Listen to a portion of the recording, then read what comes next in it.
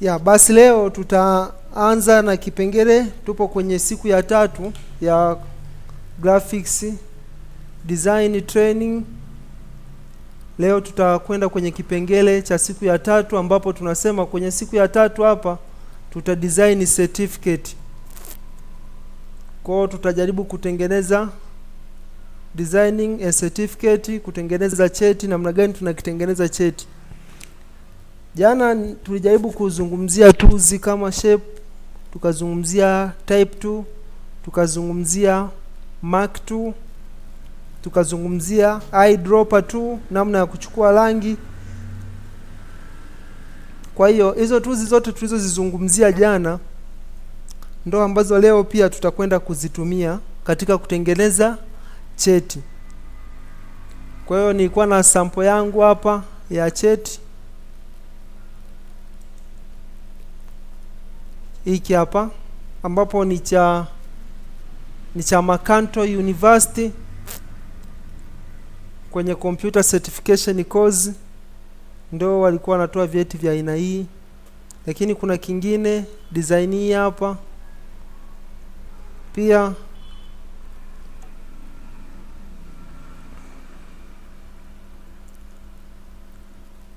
unakiangalia. Kwa kikubwa tunachokiangalia hapa ni idea, na sample za vyeti ni vingi sana. Ukienda mtandaoni kule unajaribu tu kusearch certificate, unaangalia sample mbalimbali, unajaribu kudesign, unatengeneza,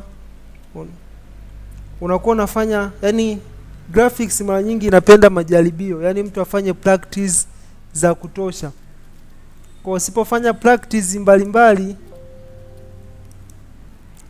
inaweza ikawa inakusumbua sana, sababu graphics sana sana ni practice. Kwa unapopata changamoto usisite kututafuta. Unapokuwa na design kitu umekwama sehemu, kuna kitu umesahau, muda huo unatutafuta, tunaweza kukusaidia. Kwa leo tutajaribu kudesign cheti hiki hapa na tutatumia hii design. Kwa kikubwa tunaangalia certificate. Tools ambazo jana tulizizungumzia, ya kwanza ni shape, namna ya kuweka shape. Kuna shape hii hapa, hizi zote hizi. Kuna hizi line ambazo zimechorwa hizi. Zote hizo tutajaribu kuzitengeneza. Tutajaribu kuandika maneno na kuyapanga. Na pia tutajaribu kutumia eyedropper. Tutaweka logo hapa.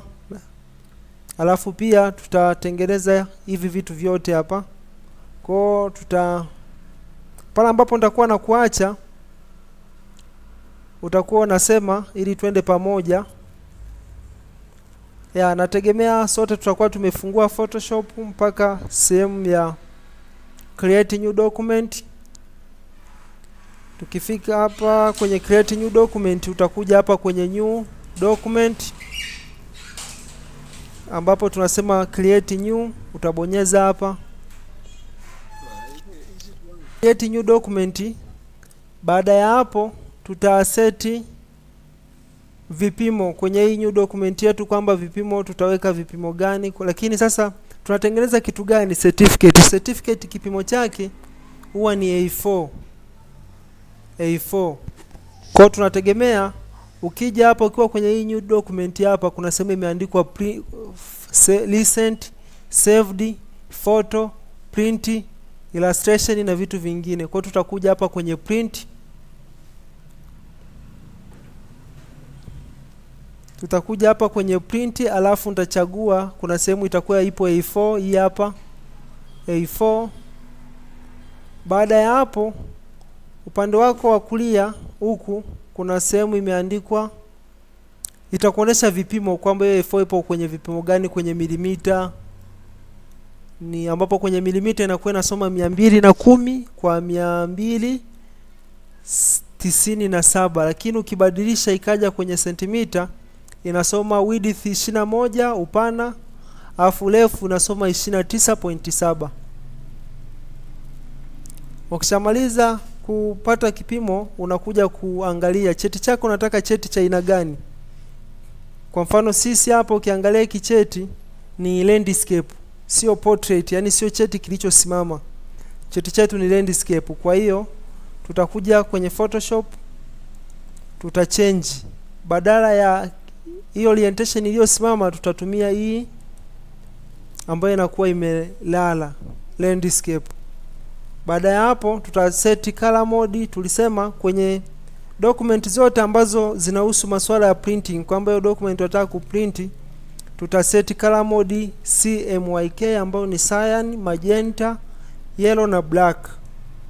Kwa nitaseti. Baada ya hapo nita create document yangu.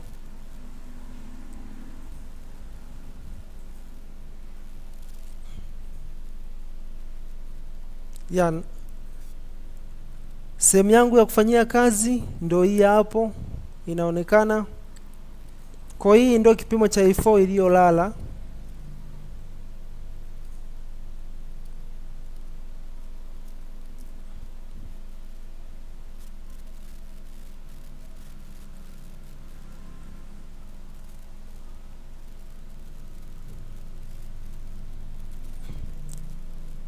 Hiki ndio kipimo cha A4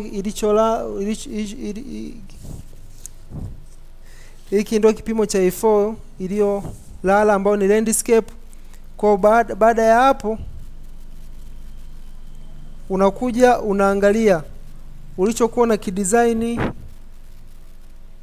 Tunacho kidesign hii hapa design yetu. Kwa hiyo tunachokifanya ni kupangilia maneno tu. Tukishapanga andika maneno, tunaweka hizo design zetu, tunakuwa tumemaliza kazi. Lakini kumbuka wakati tunasoma elements of graphic design tulisema kuna kitu inaitwa alignment, kwamba mpangilio. Kwa hiyo ukiangalia pembeni huku kwenye Photoshop kuna alama zinakuwa zinaonekana hizi kama zinasoma namba. Hizi ni ruler. Kwa hiyo tuna move kupanga kwamba niweke ruler kwamba kazi yangu ta design kwamba itakuwa inaishia humo, yani sehemu ya mipaka, kwamba nisivuke hapa, ili kuacha space sehemu zote, yani waache space pande zote, kulia, kushoto, chini, juu. Baada ya hapo zoezi linalofuata tunakuja tuandike maneno kwanza.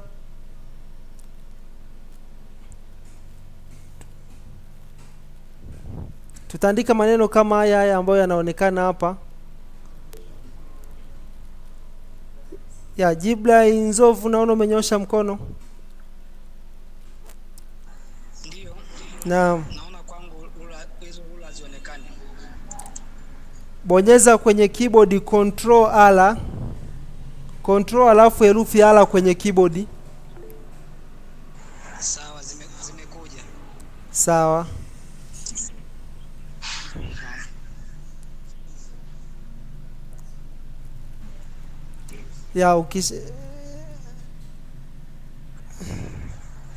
Ukisha kama unakuwa azionekane, una control ala tu kwenye keyboard ili kuactivate ruler.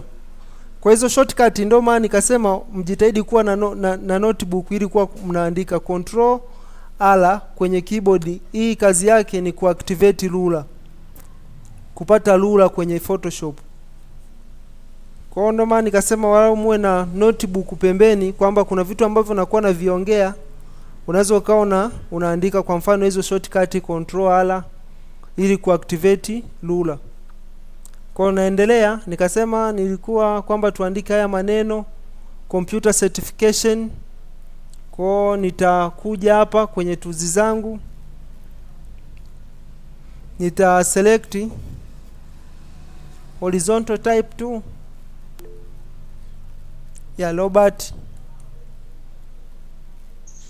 Unataka kujua ile sehemu ya kupata nani kwenye kupata landscape kwenye layout hiyo au alignment, kupata yani kuipata iwe landscape badala ya portrait. Sawa, nishakuelewa. Hapo sasa angalia vizuri hapa nilipo hapa.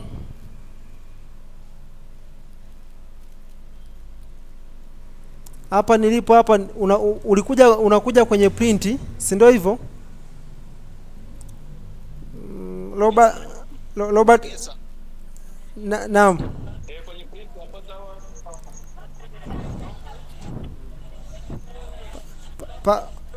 Pasco, Yes, Pasco subiri kidogo. haya. Subiri kidogo nimalizane na Robert hapa. Ya, Robert tuko pamoja hapa kwenye print. Kwenda kwenye print. Unatafuta A4.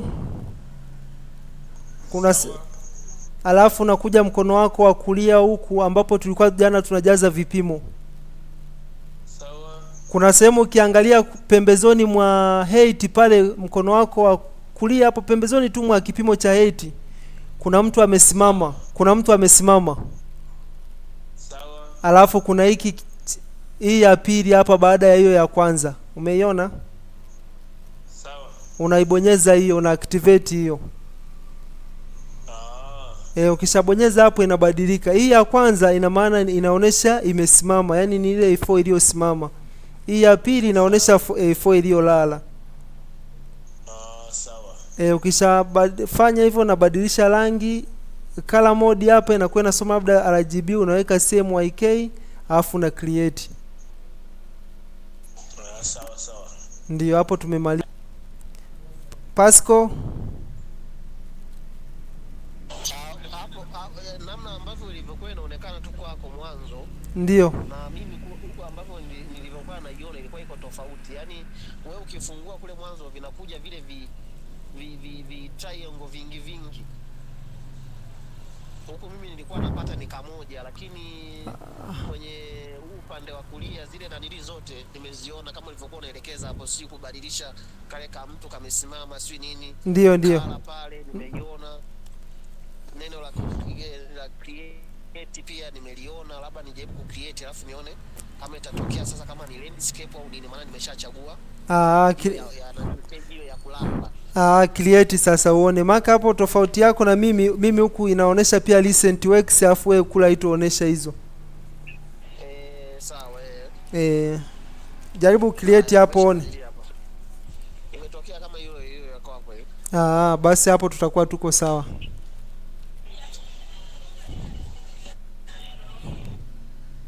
Basi naendelea. Kwa unapopata changamoto tusisite kuambizana mapema, ili sababu muda unaturuhusu.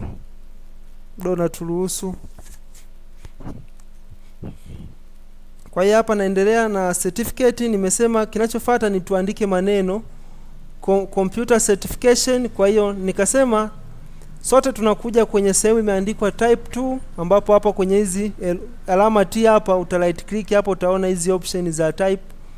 Kuna horizontal type, vertical type. Kuna vertical type mask na horizontal type mask. Ila sisi tutatumia hii horizontal type. Nitaibonyeza alafu nitakuja kubonyeza kwenye kazi yangu hapa. Hapa nitaandika hiyo neno computer certification.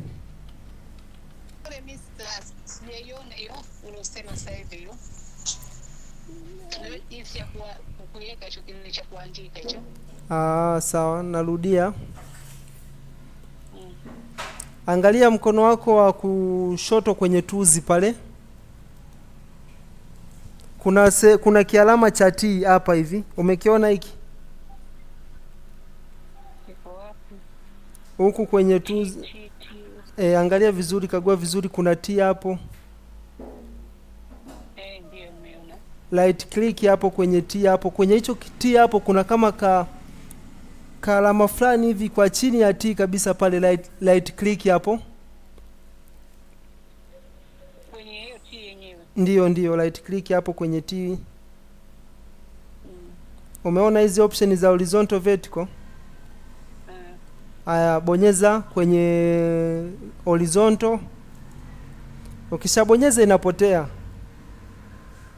Alafu unakuja kubonyeza kwenye kazi yako. Sasa unabonyeza hapo kwenye kazi yako, inakuletea maandishi yameandikwa lorem ipsum. yakiwa hivi hivi yamehighlightiwa hivi, unaweza ukaandika hivyo hivyo. Ukiandika tu hapo maandishi yanakubali. Nafikiri unaona.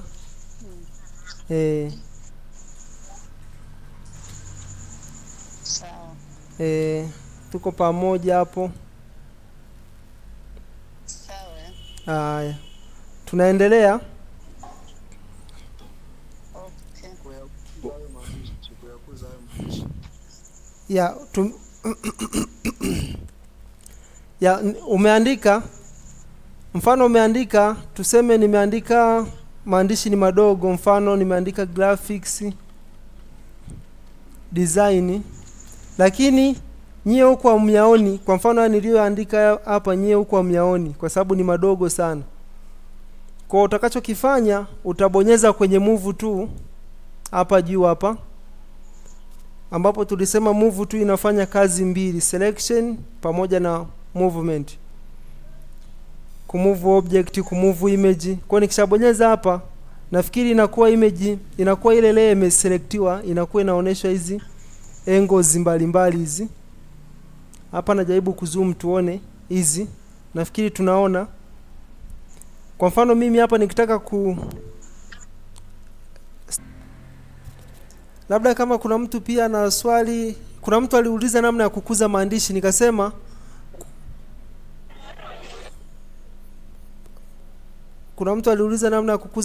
nikasema ukishaandika maandishi yako kuna namna mbili za kukuza maandishi.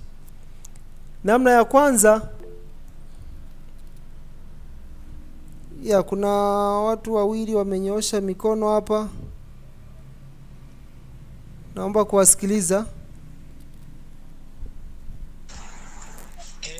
Naomba niulize hapa, mimi nikiandika na inatokea underline. Sasa nikitaka hiyo underline isitokee nifanyeje? Kama inatokea underline, nafikiri utakuwa umeiseti.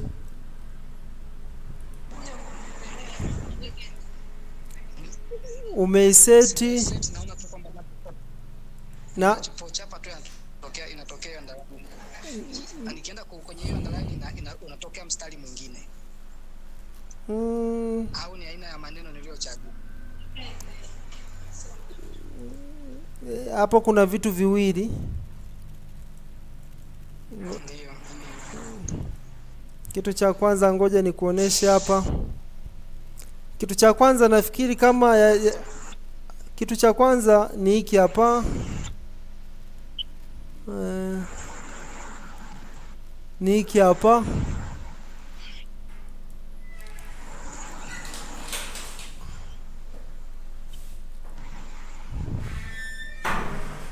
Umeona haya maandishi yangu haya?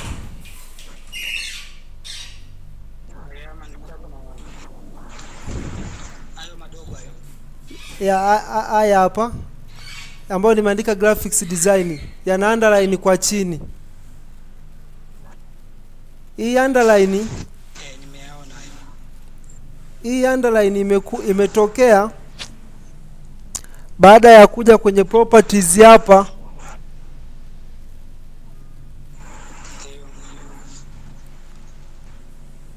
Baada ya kuja kwenye properties hapa, kuna option hapa inaonyesha type option, ambapo ukiwa umeactivate hii T yenye mstari kwa chini, kila maandishi unayoandika yanakuja na hiyo underline.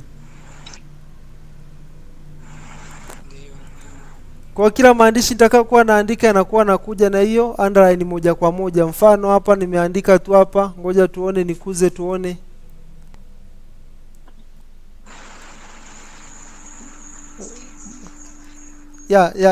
Kuna sauti hapo inaumiza masikio, sijui. Nafikiri hapa tumeona.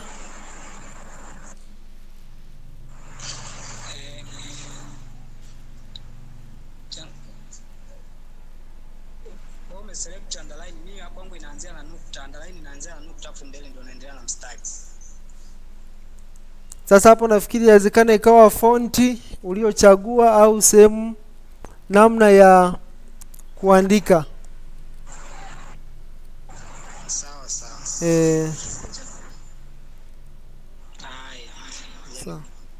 Chague fonti nyingine.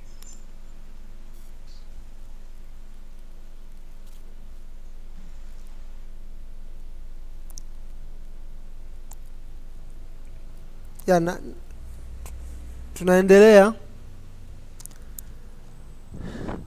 Nipo naandika maandishi yangu hapa, atakuwa ni deactivate hapa. Ya tumesema naandika computer certification, naiweka hapa.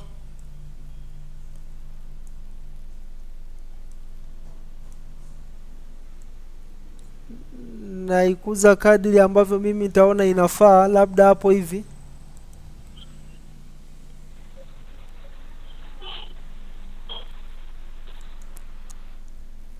Mr. naulizia mbona IK center? Mimi nikiandika inakaa pembeni mkono wa kulia. Maandishi ndio yanakaa pembeni. Unaweza Siwezi kwa sababu nafanya kwenye kompyuta na mimi kwenye simu. yaani hapo una move maandishi. Hiyo wala isikupe Kwenye ipi? hiyo isikupe shida. Unafanya kitu kimoja,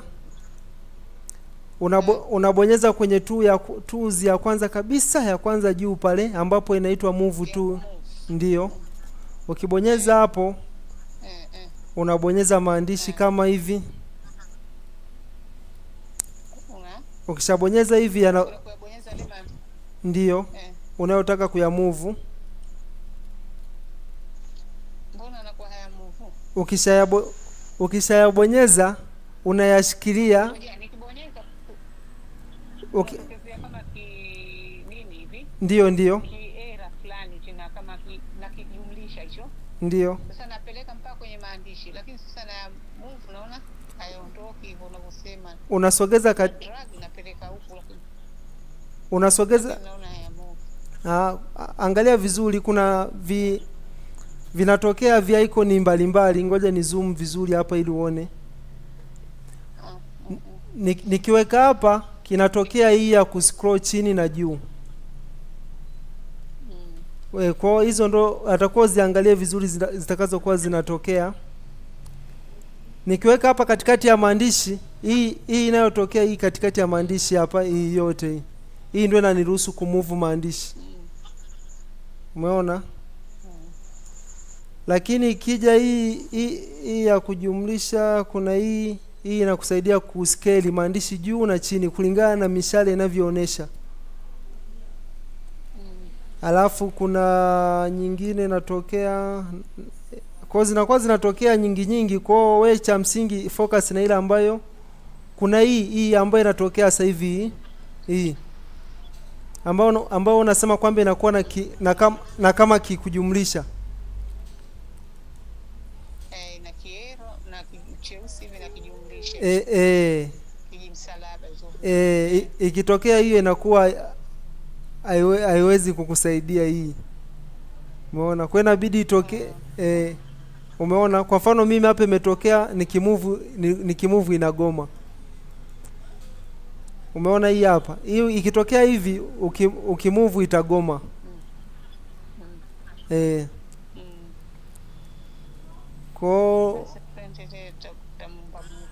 Kwa inatakiwa itokee hii hapa. Kwa jaribu kuzungusha kasa yako itokee.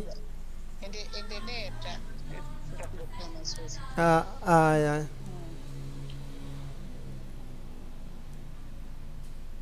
Kufanya mazoezi yake. Okay. Ya. Sawa. Tunaendelea.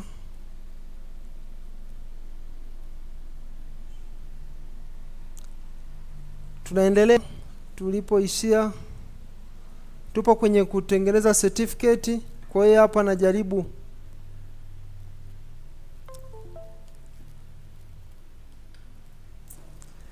hapa sasa, ninachokifanya nitashare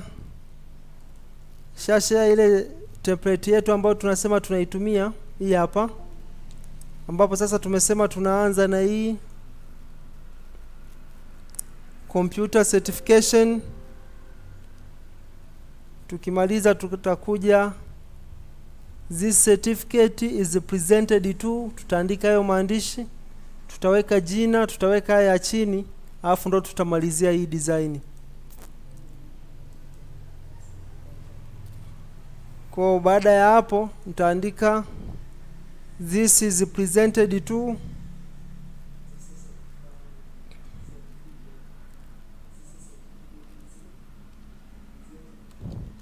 ngoja nifute kwanza ili nikuze maandishi yangu, ili nikiandika iwe moja kwa moja.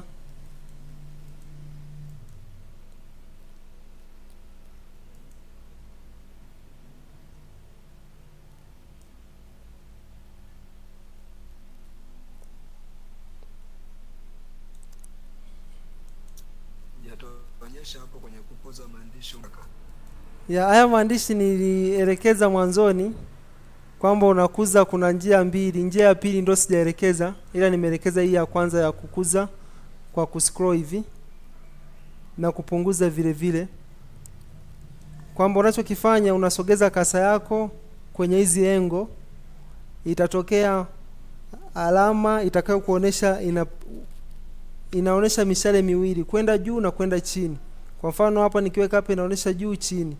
Nikiweka hapa inaonesha kulia na juu na chini. Kwa ndio unayopeleka, ukipeleka kulia inakuwa inaongezeka, ukipeleka chini hivyo unakuwa kama unapunguza. Pasco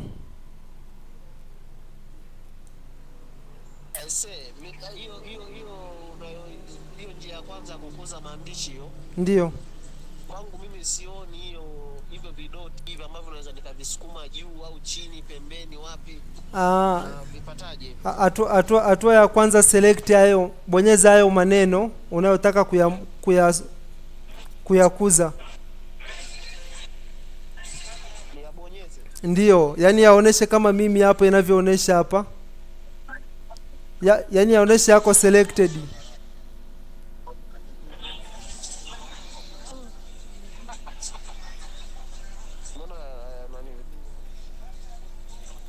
Bonyeza kwenye move tu. Sawa, tayari nimebonyeza hapo. Alafu bonyeza maandishi.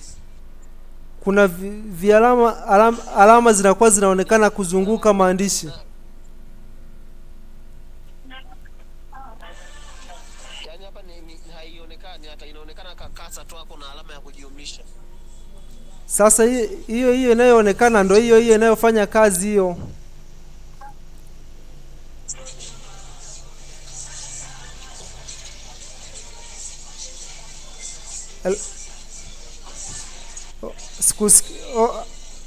Halo. Endelee, tutajua huko mbele.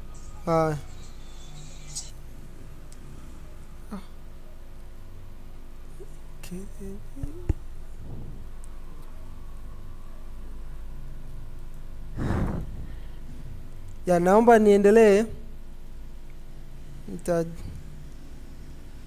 Nitaendelea hapa. Nilikuwa nasema kuna watu walikuwa nasema kuna sehemu sijaelekeza, ngoja nielekeze sasa hivi. Mfano nimejaribu kuchukua type 2 hapa. Nimekuja nimebonyeza hapa ili niandike maandishi, lakini naona vimaandishi vyangu ni vidogo sana. Yaani hata mimi mwenyewe hapa sioni na nyie huko amuoni. Nachokifanya nakuja sehemu ya properties hapa mkono wangu wa kulia huku. Hapa napozungushia hapa kuna properties, kuna layers hapa. Kama ipo nilisema unakuja kwenye window, unatafuta properties, window, unatafuta properties ilipo hii hapa, una activate. Ukiactivate itatokea mkono huu, alafu utakuwa nayo tayari. Kwa hiyo nitabonyeza hapa. Kibonyeza kwenye hii nitaangalia chini hapa kuna sehemu imeandikwa character, ambapo chini yake hapa ndo kuna font size. Kuna font family, kwamba hii font ni ya familia ipi. Ya, naona Kingdom umenyosha mkono. Tuanze na wewe kabla ya Pasco. Samani unge minimize screen yako ili tuone na kubonyeza. Screen umeizoom, kwa hiyo haionyeshi na bonyeza wapi. Unaona tu open ndani hizo drop huku kulia huku.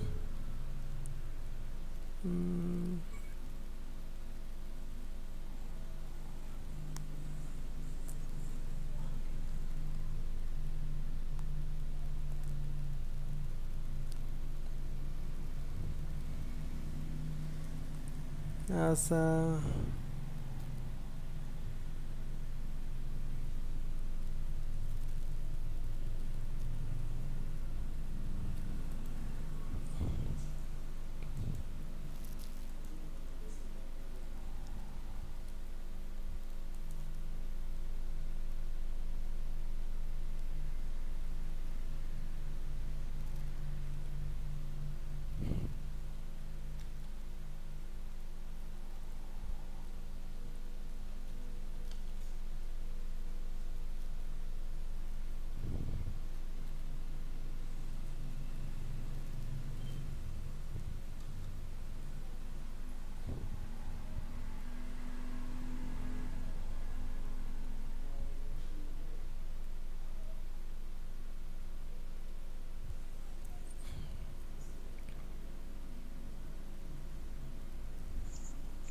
Hatusikii lakini ndio nipo na change hapa baadhi ya vitu. Amesema screen inaonekana iko mbali, kwao naenda kubadilisha hapa kitu kwenye kompyuta yangu hapa.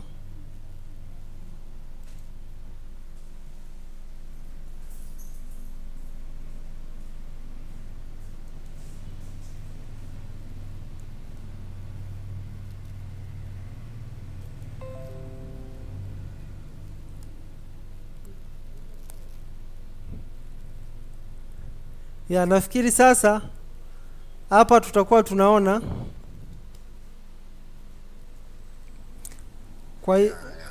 kwa nikasema nilikuwa nishaanza kuandika vimaneno vyangu hapa, ngoja nivifute kwanza afu niandike upya.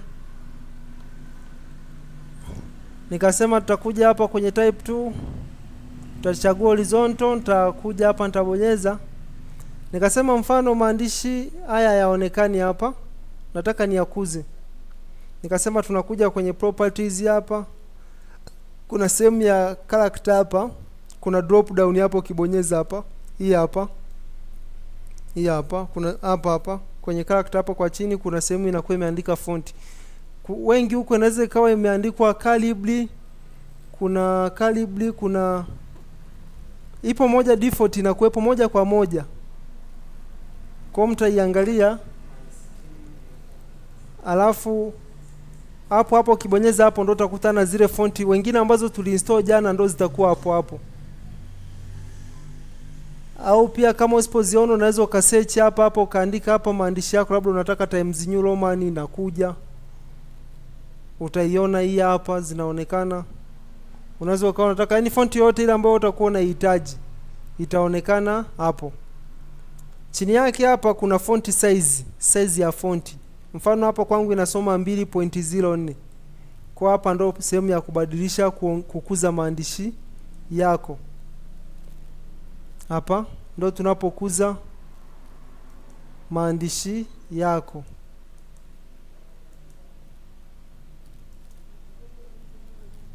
Hapa chini kuna sehemu ya rangi, hapa tunabadilisha rangi. Kwa hiyo ndo inakuwa namna hiyo. Kwa baada ya hapo mimi nitaandika this certificate is presented to, this certificate is presented to. Baada ya hapo naona maandishi yamekuwa size imekuwa kubwa, narudi pale kwenye properties, najaribu kupunguza. Ya, nafikiri tunaona, nakuja kuyaweka hapa.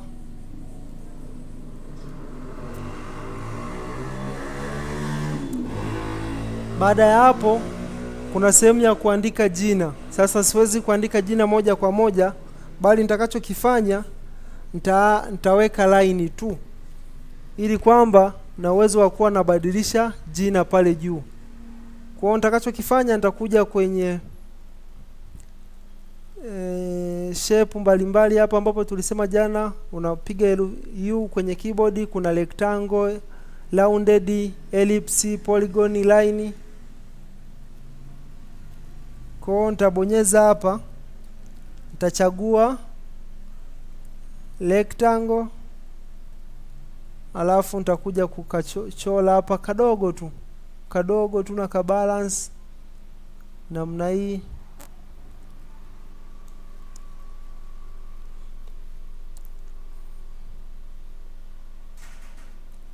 Kwenye kuchora ni kama tulivyokuwa tunachora jana, tunakuwa na drag, lakini sasa una drag kulingana na size ile unayoitaka. Ukitaka kubwa sana unachora kubwa, ukitaka ndogo unakichora kikiwa kidogo.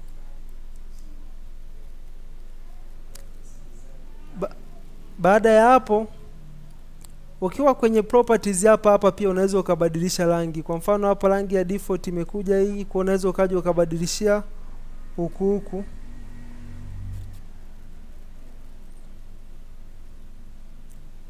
Kwa utakuja hapo utabadilisha color, kuweka rangi yoyote ile unayoitaka wewe. Mimi hapa hizi rangi zinaonekana ni recent, lakini wewe ukikuta hamna rangi hapa, unakuja kwa pembeni hapa, hii sehemu hapa kuna kisehemu kina rangi nyingi. Ukiangalia vizuri hapa, ukibonyeza hapa itakuletea hii solid color. Hii ndio sehemu ya kuchagua rangi zote unazozitaka, zitakuwa humu ndani. Baada ya kuchagua na click okay, rangi inakuwepo hapa kwenye recent na inakuwa imekaa kwenye eneo lilo select. Baada ya hapo nitaandika maneno yanayofuata hapa. Kuna jina. Baada ya hapo kuna this certify that Mr. and Mrs. hapo complete. Haya sasa, baada ya hapo sasa, hii sehemu juu ya line hapa ndo ambapo itakaa jina. Kwa nitakuja huku kwenye horizontal type 2, nitachukua horizontal type 2, nitabonyeza hapa, afu nitaandika tu neno full name. Full name itakaa hapa. Kwa unajua kabisa hapa juu itakaa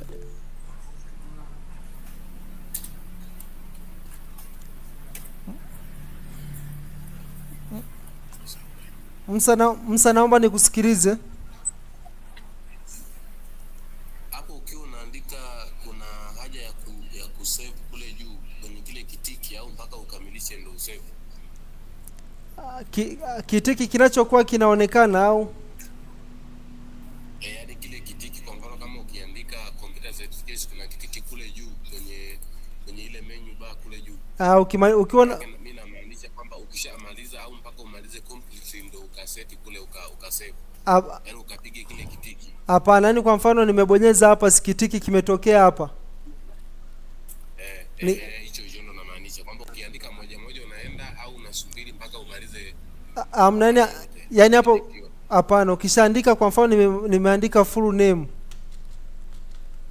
Nikimaliza hapa kwenye hii full name ndo na katiki. Okay, sawa. Alafu naendelea na maandishi mengine. Nimekupata. Haya, Robert. Shida kwangu ni kupata hiyo property. Hiyo property zipare haipatikani. Upande huu wa yako hapa. Bonyeza juu kwenye window. Kwenye window? Juu kwenye window hapo. Utapata option kama zinazoonekana kwenye screen yangu hapa. Sawa. Alafu uta scroll chini kabisa, kuna sehemu hapa inakuonesha ku scroll chini.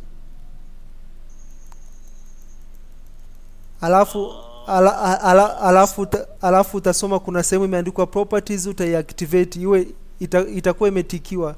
Kama haijatikiwa unaibonyeza ili itikiwe, alafu itaonekana huko. Sawa. Utafanya hivyo pia hata kwa layers kama uzioni, utafanya hivyo pia kwa hizi option zingine. Kwa hiyo ukiona nani zinapatikana hapo. Sawa. Ndio. Haya,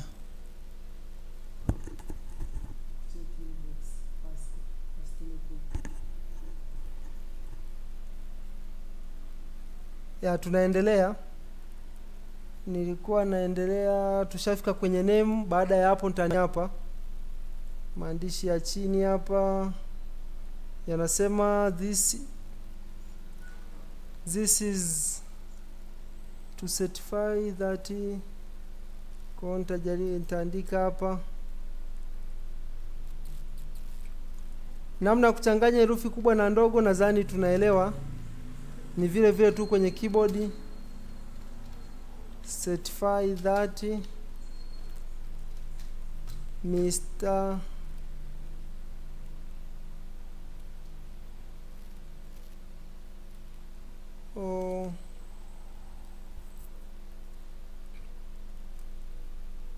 au Miss has completed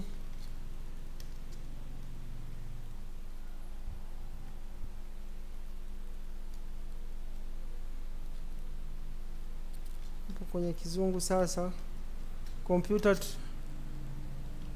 au tuandike labda graphics designing online training,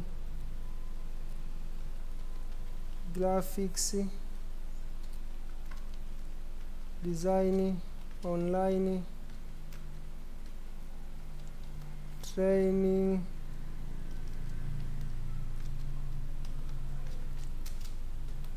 for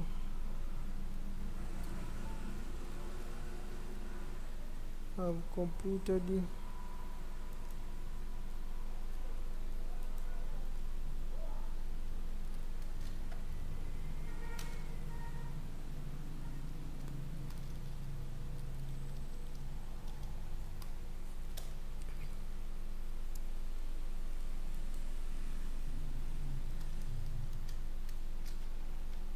AD for 2 weeks.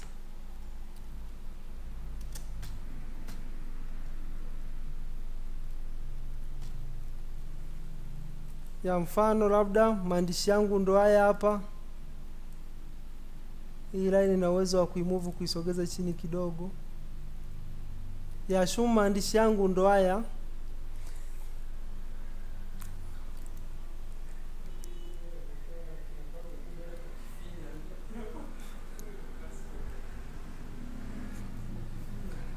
Kwa maandishi yangu ndo haya. Kwa kinachofuata maandishi yangu yaliyobaki ni congratulations. Haya maandishi mengine nafikiri sote tutaweza kuandika, ila ambacho mimi nitaweka hizi sehemu za sahihi, alafu baada ya hapo tutaanza hizo design. Kwa baada ya hapo sehemu ya kulia nitaweka sehemu ya sahihi na kushoto sehemu ya sahihi. Kwa hiyo nitakuja hapa kwenye kama tulivyofanya wakati tunachora line ya kwenye jina, ndio ambavyo tutachora hizi line za chini huku. Kwa hiyo nitakuja hapa kwenye rectangle tu, kwenye hizi shape nitachagua rectangle, alafu nitakuja kuchora hapa kidogo tu hapa, alafu baada ya hapo nitakuja kwenye properties, nitabadilisha hiyo rangi moja kwa moja.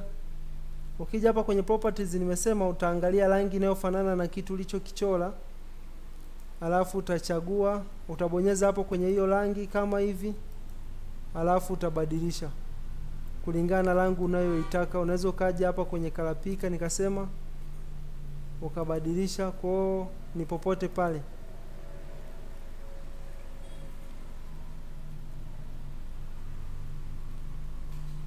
Nilisema jana pia kuzoom kazi yako, kama unataka kuzoom nilisema ni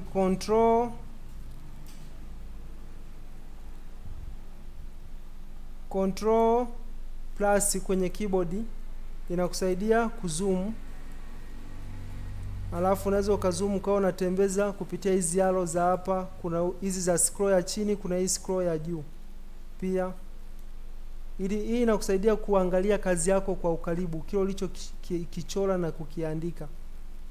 Umeona? Kwa mfano mimi hii line pia nataka ni duplicate, niisogeze pia ikae pia wapi huku kulia. Hii kwa nitakachokifanya ta control C kwenye keyboard. Hapo sasa ndo pale control C nafikiri wote tunaijua, kwenye Word tunaitumia na sehemu zingine. Kwa nita control C kwenye keyboard kucopy, ta control V kwenye keyboard kupaste. Line yangu itakuwepo juu hapo. Baada ya kupaste imekuja kukaa hapa juu hapa. Kwa hiyo nitaishikilia, nitaimove kuileta huku.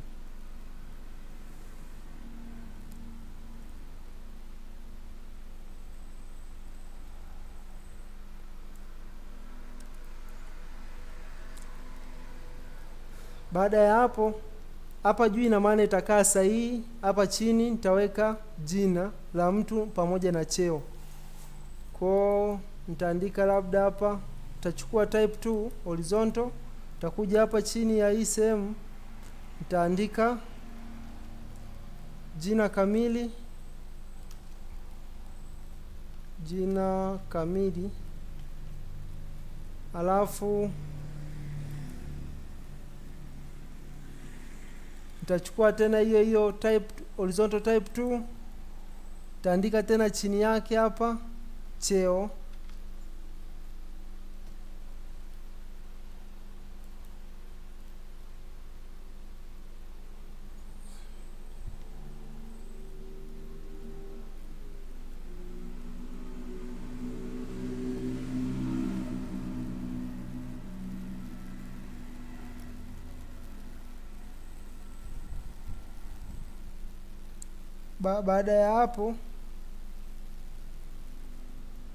baada ya hapo nitakachokifanya sasa, haya maandishi pia yanatakiwa yakae na huku.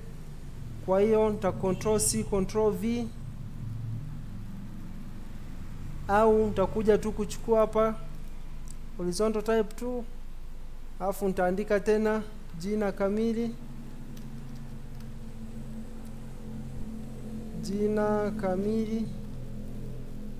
alafu nitakuja tena kuchukua horizontal type 2,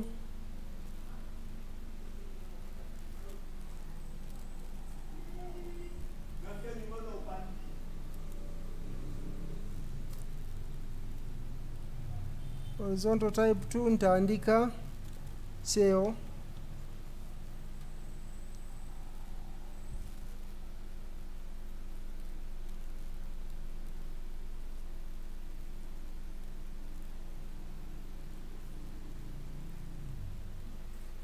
nitaandika cheo. Baada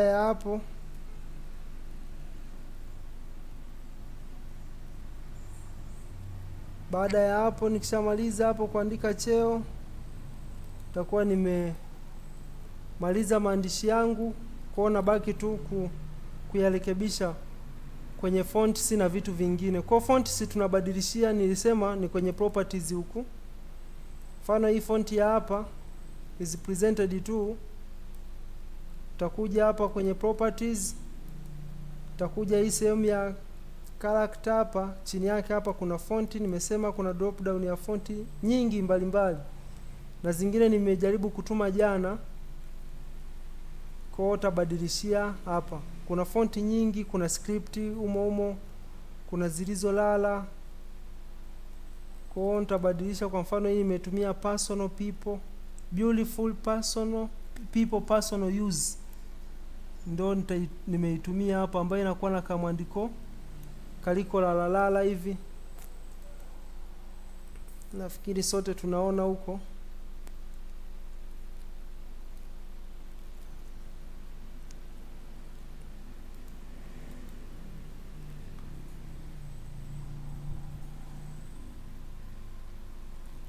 Haya, baada ya hapo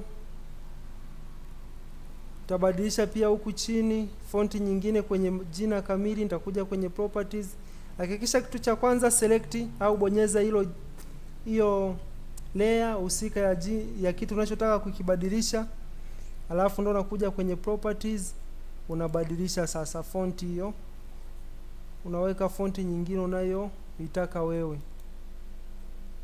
na unayoona hii ni nzuri. Una uwezo pia wa kupunguza tena nani size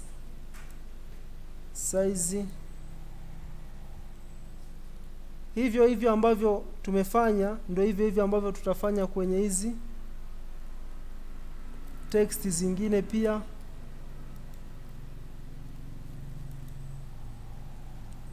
Tutapunguza size vile vile, na fonti pia tutabadilisha namna hiyo. Kumbuka size ya vitu vinavyofanana tulisema size yake iwe inaendana. Kwa mfano jina kamili, nategemea size utakayokuwa umeitumia iwe imetumika katika sehemu zote za chini hapa. Kwa kusiwe na hapa kuna nani ya kwake, hapa kuna utofauti. Kwa hiyo namna hiyo nakuja hapa tena.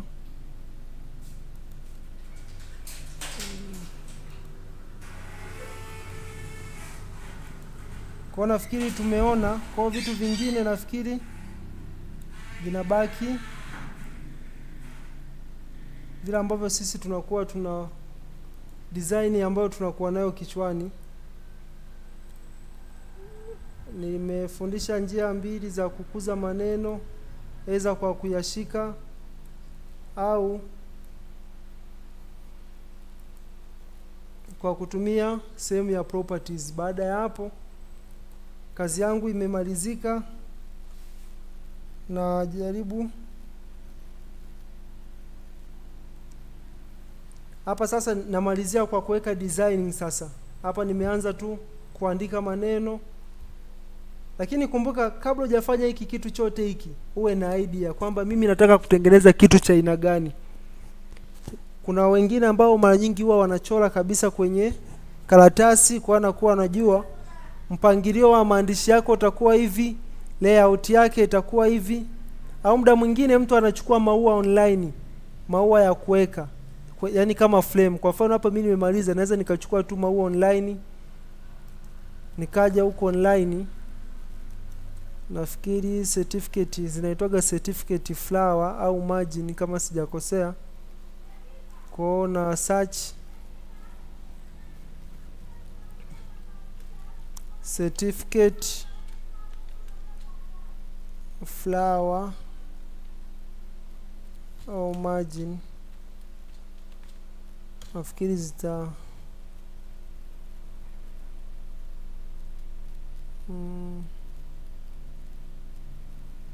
Umeona mfano ipo hii hapa, hii hapa, hii hapa, kuna hizi. Kwa zote hizi unaweza ukazitumia kulingana na wewe mahitaji yako unayoona na vile unavyokuwa unahitaji. Kuna hii pia. Sasa kumbuka hizi zimesimama, alafu sisi tunataka landscape. Kuna hii pia. Kwa unaweza ukachukua tu hii alafu ukaja ukaiweka pale, unakuwa umemaliza designing yako moja kwa moja. Yaani hauhitaji tena kwamba wewe uanze kuchora, uanze kuweka vitu, hapana.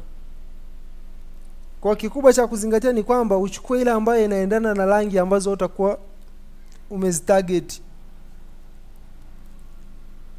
Kwa unachukua ile ambayo kulingana na ile rangi ambayo unakuwa umeitarget. Kwa mfano mimi labda hapa nimetumia rangi nyekundu, natafuta yenye rangi nyekundu kama hii, ndio naitumia. Sasa kwa leo sitaki tutumie hizi. Kwa hizi dakika ambazo zimebaki, ngoja ni tuweke ile designing yetu. Hii hapa tunachora hizi, tunachora hii, tutakuwa tuchore hizi na hii line za hapa, tunakuwa tumemaliza. Sasa nitakachokifanya, nitachora hizo line, nitakuja hapa kwenye rectangle, nitachukua ile rectangle, alafu nitaanza kuchora line kulia huku. Huwa mara nyingi tunapenda kuzoom kazi ili uone unachokifanya. Kwa hiyo nitachora hapa,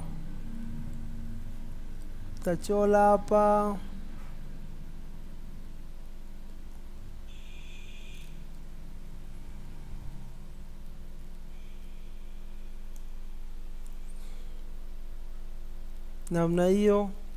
Nikiona imekuwa kubwa sana, nitajaribu kuzoom. Nitazoom afu nitascroll huku, alafu nitaipunguza.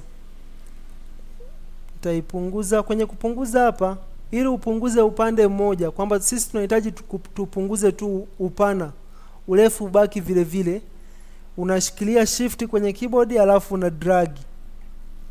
una drag kurudisha kulia au kushoto. Hakikisha aka kanani, wakati una drag unasogeza hapa, ili aka kaalama aka kanakoonekana sasa hivi kenye mshale wa kupeleka kulia na kushoto kaonekane, alafu ndo ufanye hivyo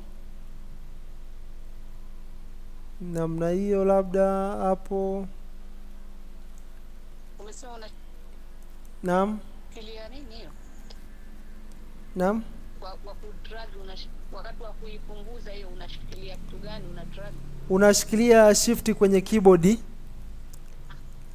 Lengo la kushika shift ni kwamba inakusaidia kupunguza upande mmoja. Ila usiposhikilia shift, ukisema upunguze, unapunguza pande zote 4. Engo zote 4, yani unapunguza juu, chini, kulia, kushoto. Kwa inabidi hold shift ili upunguze upande mmoja. Inaweza ikawa ni juu, inaweza ikawa ni chini. Okay. Baada ya hapo, nilichokiweka hapa kulia inatakiwa kifanane na kitakachokuwa kushoto. Kwa hiyo nikisema nichole tena upya, yani nichukue tena ellipse nichole huku, havitofanana. Kwa hiyo nitakachokifanya ili vifanane, nita select hii ya kushoto namna hiyo, alafu nita control C, nita control V, ambapo control C nilisema ni kucopy, control V ni kupaste. Alafu baada ya hapo unaweza ukaitembeza kwa kutumia arrows. Kuna arrows kwenye keyboard zetu pale, arrows ya kupeleka kulia, ya kupeleka kushoto, ya kupeleka juu na chini. Unaweza ukazitumia hizo, au pia unaweza ukatumia move tu, kama kuja hapo unaitembeza namna hii. Kwa sisi ambao tushanania, au unaweza ukatumia hizo arrows pia zinatembeza tu. Unatembeza namna hiyo na kuja kuiweka hapo. Baada ya hapo inatakiwa nichole juu hapa. Tachola juu pia frame vile vile, yani nachukua tu hapa kwenye shape mbalimbali. Hapa tunachukua rectangle tu na kuja kuchola hapa.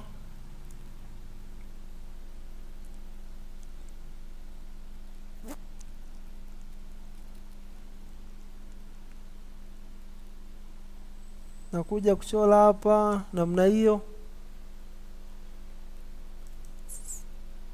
Ukishamaliza sasa unakuja unaipunguza. Kuzoom nimesema una control plus kwenye keyboard, una zoom alafu unapunguza namna hiyo. Alafu baada ya hapo nikasema tuna control C, una select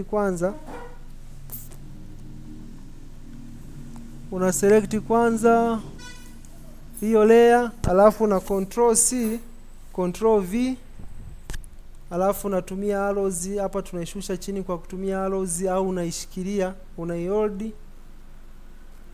Sasa kwa sababu ni kalaini kadogo, inabidi uzoom ili upate kuishika katikati, alafu unaitembeza kushuka chini.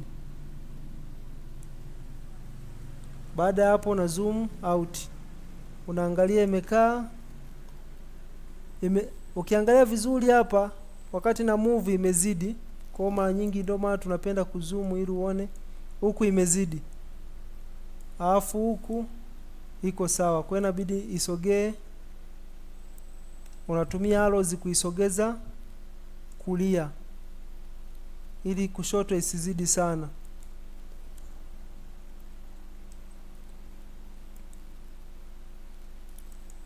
Naisogeza kulia tayari.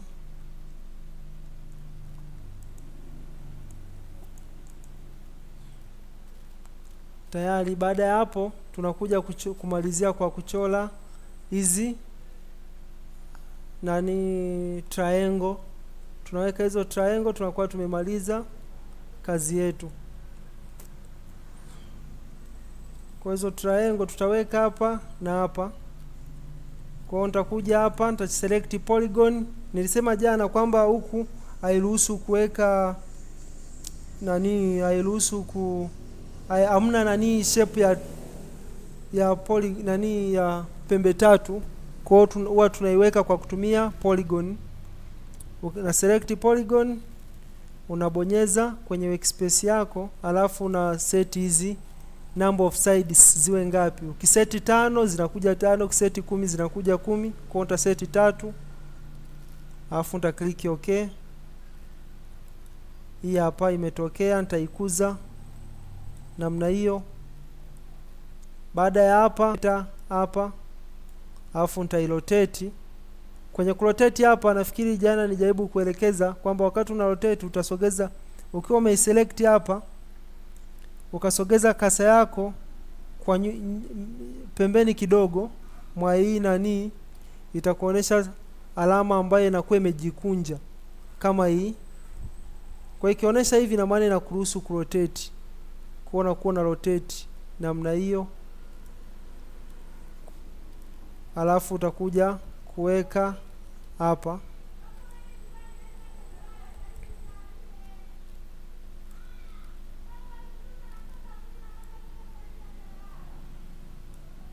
Utaweka hapo.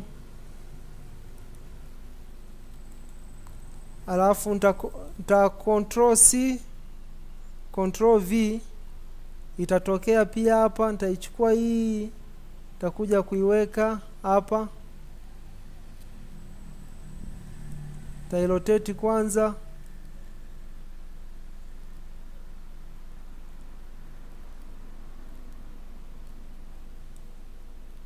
Nitairotate kwanza, alafu nitakuja kuiweka hapa.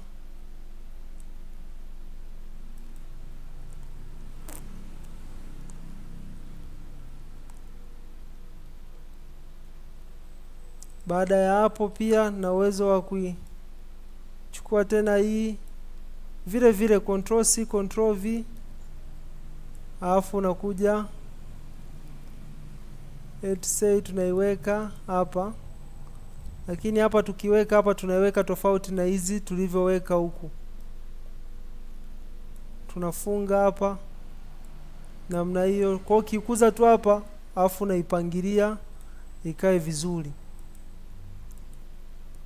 Alafu baada ya hapo, hii pia tuna control C, control V, control C, control V, alafu naichukua hii naileta hapa.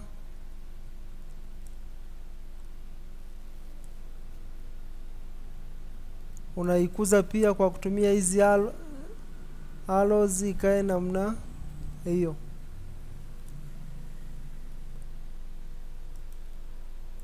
Kwa mpaka hapo 90% ya cheti chetu kimekamilika.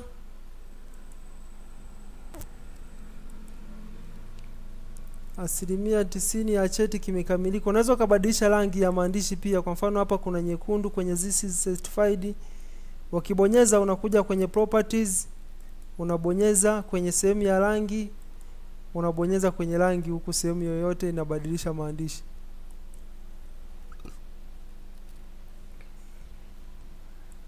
Hii pia line unaweza tuibadilishie itoke kwenye blue.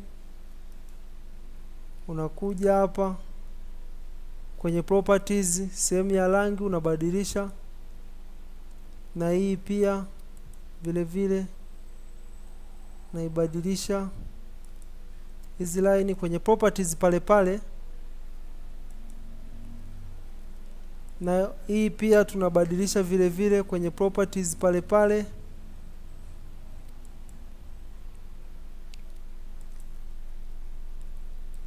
Baada ya hapo maandishi yetu hapa tumemaliza. Kwa hapa tunakuwa tunabadilisha jina la mhusika tu, vingine vyote vinakuwa vimebaki vile vile.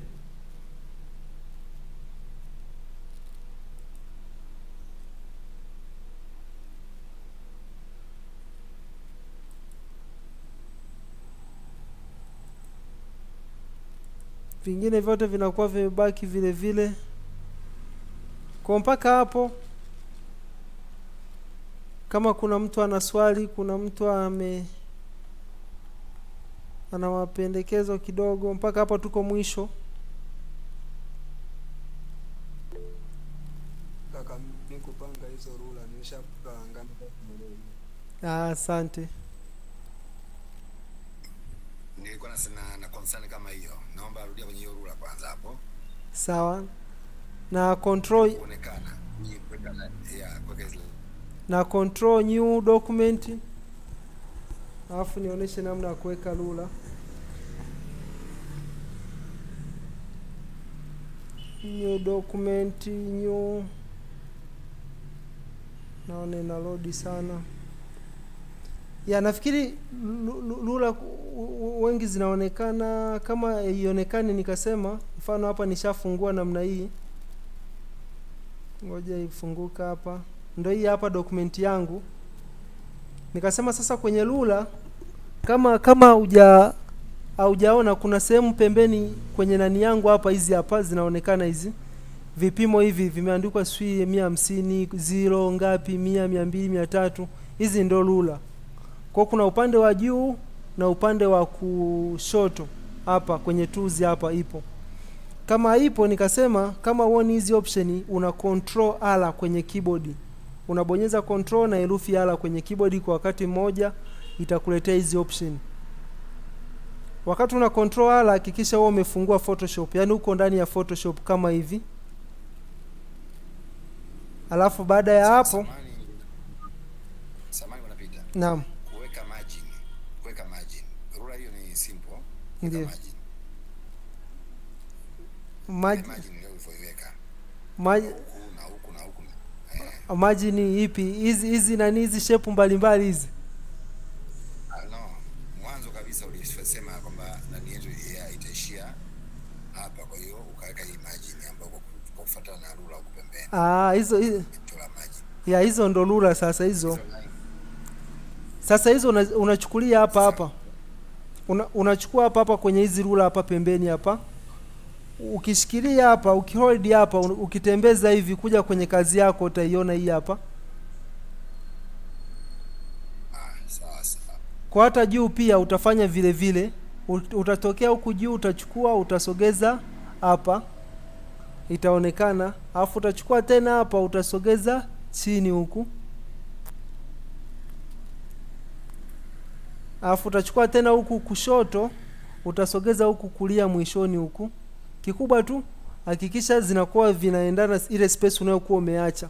Usiache space kubwa sana. Kama kuna mwingine hapo nimemwacha, tumalizie dakika 5. Naona tumeiba sana muda leo. Tumalizie dakika 5 kama kuna mtu ana swali.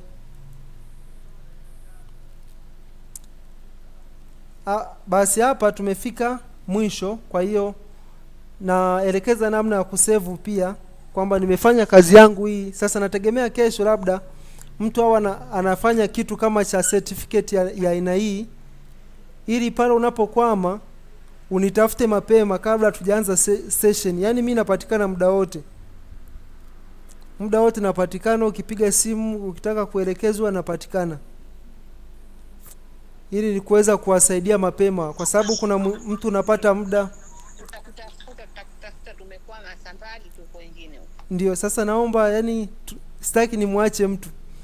Kwa naomba ukipata muda, iwe asubuhi, mchana, kabla ya kipindi tu, wewe nitafuta, alafu nikuelekeze, ili unapofika kwenye kipindi hii session ya leo huo umeshaiweka kichwani.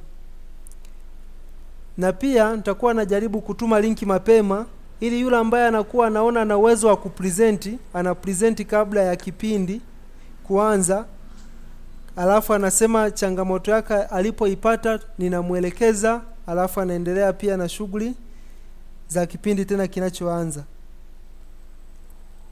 Kwa niombe kwa wale ambao naam.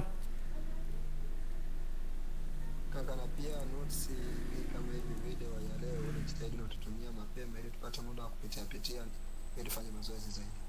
Asante. Huko leo changamoto ilikuwa tu umeme ndio ulikuwa na nani unakuja unatembea. Kwa kesho nitajitahidi mapema sana. Ya nafikiri kwenye tunaomba tutumie step by step. Naam, sasa hapa kwenye kusave, step ya kwanza unakuja kwenye faili, alafu naangalia sehemu itakuwa imeandikwa kuna save alafu na save as. Kwa hiyo tutaenda sehemu imeandikwa save as, itakuletea namna hii hapa kwamba una save wapi. Save to cloud document, hii ni kama una save online kule. Kwa sisi tuna save on your computer. On your computer namna hii, unachagua location kwenye kompyuta yako kwamba una save location gani. Location unachagua kama tunavyofanya tu kwenye document zingine za Word kule kwamba unachagua location kwamba ni sehemu gani. Mimi nitachagua graphics hapa, tutachagua Februari 2026 graphics training, nitaiweka hapa. Alafu nitaiandika jina, labda certificate day 3, certificate day 3. Alafu nikimaliza nita click okay. Kwa hiyo hapa hata kama umeme umekata, kazi yangu nitaikuta, nitaiendeleza vile vile. Hata kama kesho nikitaka kufungua kuongeza kitu, weza niongeze sahihi hapa, niongeze logo hapa, tafanya vile vile tu, taendelea kuedit pale pale.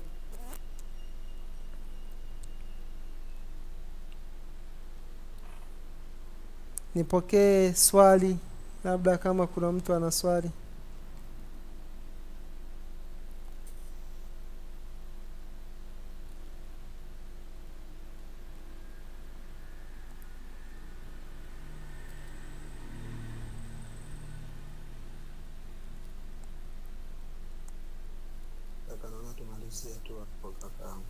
Basi mpaka hapa tumefika mwisho. Kwa niombe tu kesho kama kuna mtu atakuwa anafanya mapema, akikwama nitafute mapema kabla ya session. Muda ambao utakuwa na muda wa kufanya kidogo mazoezi. Maana bila mazoezi inakuwa ni ngumu sana kupata vitu kwa wakati.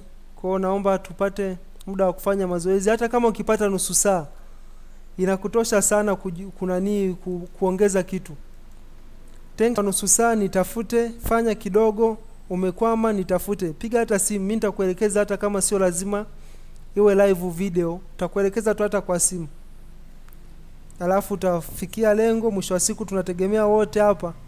Unapomaliza hapa wewe unajua hata kutengeneza cheti, kutengeneza poster, ili kile ulichokuwa una kitarget wewe umekifikia.